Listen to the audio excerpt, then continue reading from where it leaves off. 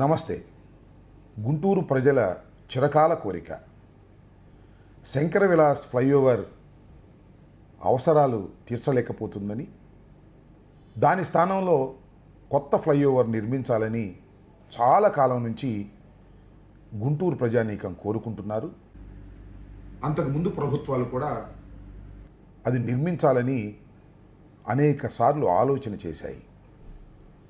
ఎట్టకేలకు చిట్ట చివరకు ఈరోజు 98 కోట్ల వ్యయంతో ఆ ఫ్లైఓవర్ నిర్మాణానికి శంకుస్థాపన జరిగింది.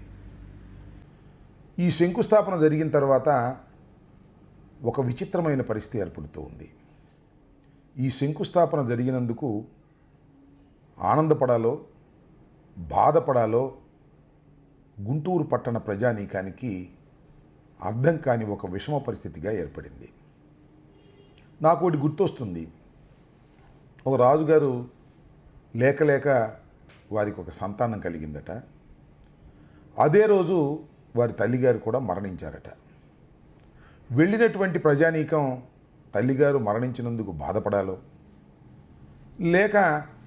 లేక కలిగినటువంటి సంతానం గురించి సంతోషం వ్యక్తం చేయాలో అర్థం కాక ప్రజలు చాలా విషమ పరిస్థితిలో పడ్డారంట.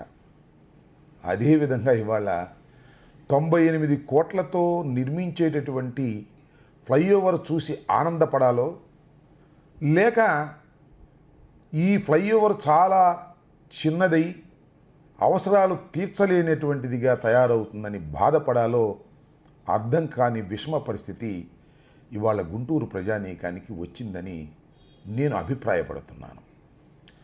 ఎందుకంటే చాలా సందర్భాల్లో ఆ ఫ్లైఓవర్ నిర్మాణం జరగాలని టి వెంకట్రావు గారు కాంగ్రెస్ పార్టీ శాసనసభ్యుడిగా ఉన్నప్పుడు ఒక ప్లాన్ వేశారు.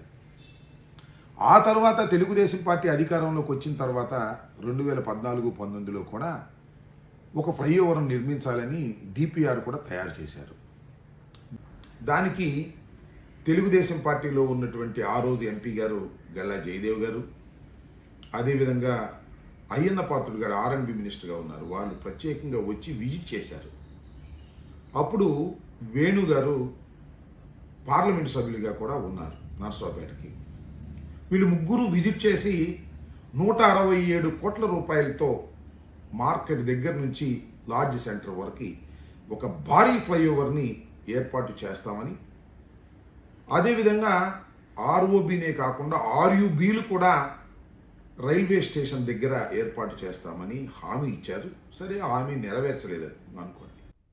కొత్త బ్రిడ్జి కట్టాలని చెప్పి మరి ఎంపీ గారు వాళ్ళంతా కూడా ప్రపోజల్ పెట్టడం జరిగింది. దాన్ని మేము కూడా మా డిపార్ట్మెంట్ నుంచి కూడా మేము గ్రీన్ సిగ్నల్ ఇవ్వడం జరిగింది. అయితే బ్రిడ్జి నిర్మాణం చేయడానికి ఈ బ్రిడ్జి డిస్మాంటిల్ చేసి నిర్మాణం చేయాలంటే 150 కోట్లు అవుతుందని చెప్పి ఒక అంచనాగా మేము ఎస్టిమేట్స్ తయారు చేయడం జరిగింది. అయితే బ్రిడ్జి ముందు పడగొడితే ట్రాఫిక్ ఇబ్బంది అవుతుంది కాబట్టి ఈ బ్రిడ్జి పడగొట్టక ముందే లెఫ్ట్ సైడ్ రైట్ సైడ్ కూడా అండర్ గ్రౌండ్ బ్రిడ్జెస్ కూడా అండర్ పాస్ ఏర్పాటు చేస్తే అది అయిపోయిన తర్వాత బ్రిడ్జి చేస్తే బాగుంటుందని చెప్పి ఒక ఆలోచన చేసాం. ఆ హామీ నెరవేర్చలేకపోయారు, అది వేరే అంశం. కానీ ఇప్పుడు పెమ్మసాని చంద్రశేఖర్ గారు వచ్చి 167 కోట్లతో తెలుగుదేశం ప్రారంభించాలనుకున్నటువంటి దాన్ని 98 కోట్లతో పూర్తి చేయాలని నిర్ణయించుకున్నారు. ఇది చాలా తప్పు నిర్ణయంగా నేను భావిస్తున్నాను. భవిష్యత్ అవసరాలను తీర్చవలసినటువంటి ఈ ఫ్లైఓవర్ని కేవలం 98 కోట్లతో సేతుబంధు సెంట్రల్ గవర్నమెంట్ స్కీమ్లో తీసుకొచ్చి దాని నిర్మాణం చేపట్టడం అనేది రాబోయే కాలంలో గుంటూరు అభివృద్ధికి ప్రతిబంధకంగా మారబోతుందనేది వాస్తవం. దీన్ని రాబోయే కాలంలో మనం గమనించగలుగుతామని కూడా నేను చెప్పదలుచుకున్నాను. ఈ సేతుబంధు కింద అనేక ఫ్లైఓవర్లు పెమ్మసాని చంద్రశేఖర్ గారు తీసుకొచ్చారని చెబుతున్నారు. ఎప్పటి నుంచో పెండింగ్లో ఉన్నటువంటివే.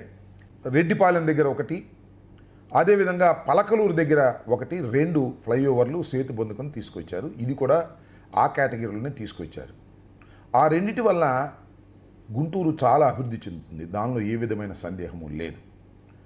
కానీ దీనివల్ల గుంటూరు ఈస్ట్ సైడ్ మొత్తం అభివృద్ధి నిరోధక శక్తిగా ఈ బ్రిడ్జి మారబోతుందనేది నా అభిప్రాయం. ఎందుకంటే శంకర విలాస్ దగ్గర నుంచి కిందకు చూసినట్లయితే కొలిటిపాడు, గుజ్జనగోళ్ళ, అదేవిధంగా కొత్తగా వచ్చినటువంటి రింగ్ రోడ్డు శరవేగంగా అభివృద్ధి చెందుతూ ఉంది. ఫేజ్ 1. ఫేజ్ 2 ప్రారంభమైన తర్వాత గుంటూరు వెస్ట్ సైడ్ మొత్తం చాలా గణనీయంగా అభివృద్ధి చెందేటటువంటి అవకాశం ఉంది. అలా అభివృద్ధి చెందే క్రమంలో ఒక మంచి ఫ్లైఓవర్ రైల్వే స్టేషన్ దగ్గర, హాస్పిటల్ దగ్గర లేకపోవటం వలన గుంటూరు ఈస్ట్ సైడ్ మొత్తం ఓల్డ్ గుంటూరుగా తయారైపోయే పరిస్థితి ఏర్పడుతుందనే విషయాన్ని పార్లమెంటు సభ్యులు గమనించలేకపోవటం ఇక్కడ దురదృష్టకరమైనటువంటి పరిణామంగా నేను భావిస్తున్నాను. జాయింట్ యాక్షన్ కమిటీ అని అన్ని పార్టీలకు సంబంధించిన వారే నన్ను కూడా ఆహ్వానించారు, నేను కూడా వెళ్ళాను. భారతీయ జనతా పార్టీ వారు కూడా వచ్చారు.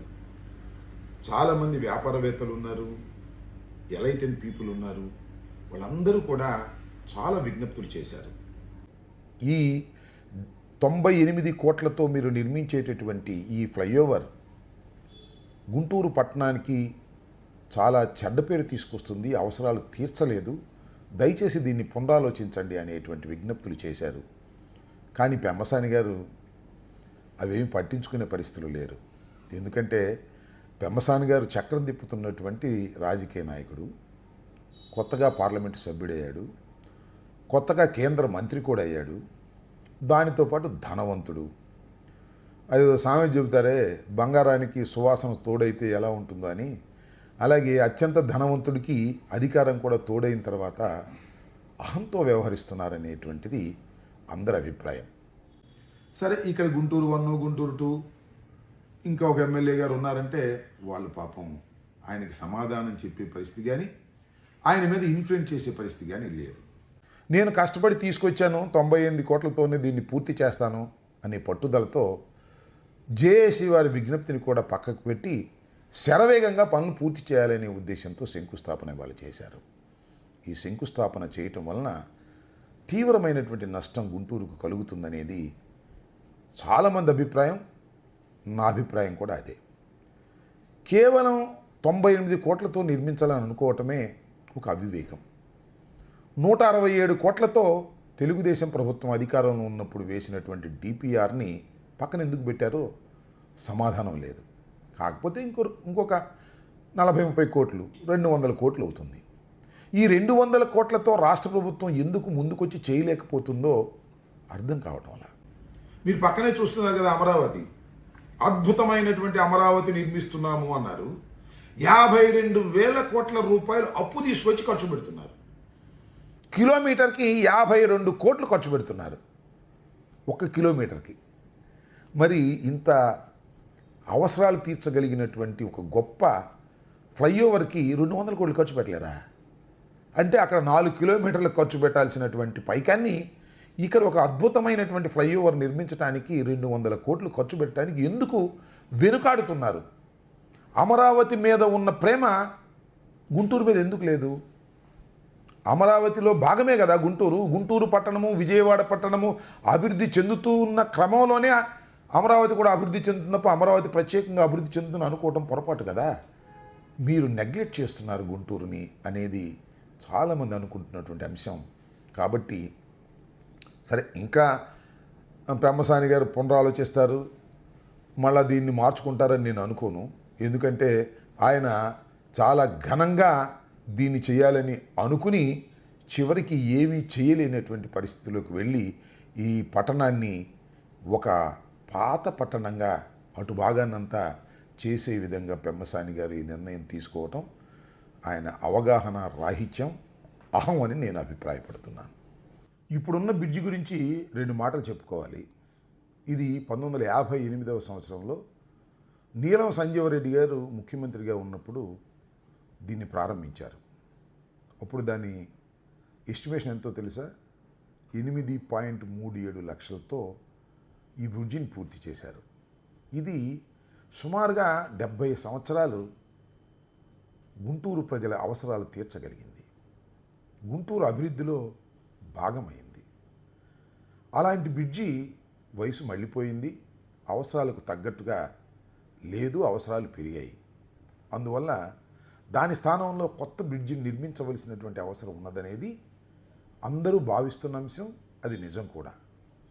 ఆ స్థానంలో నిర్మించవలసినటువంటి బ్రిడ్జి ఒక మహత్తరమైన బ్రిడ్జిగా ఉండాలి తప్ప అదే విధంగా ఉండకూడదనేదే ఎవరైనా భావించేటటువంటి అంశం. ధన్యవాదాలు. Stay aware, stay bold. Like, subscribe and follow at Ammati Rambabu Official for truth and clarity in today's politics.